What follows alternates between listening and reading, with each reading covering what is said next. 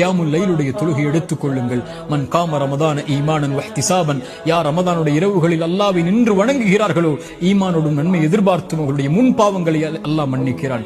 அலைக்கும் பி கியாமுல் லைல், கியாமுல் லைலுடைய தொழுகை எடுத்துக் கொள்ளுங்கள். அது முன்னோர்களுடைய வழிமுறை.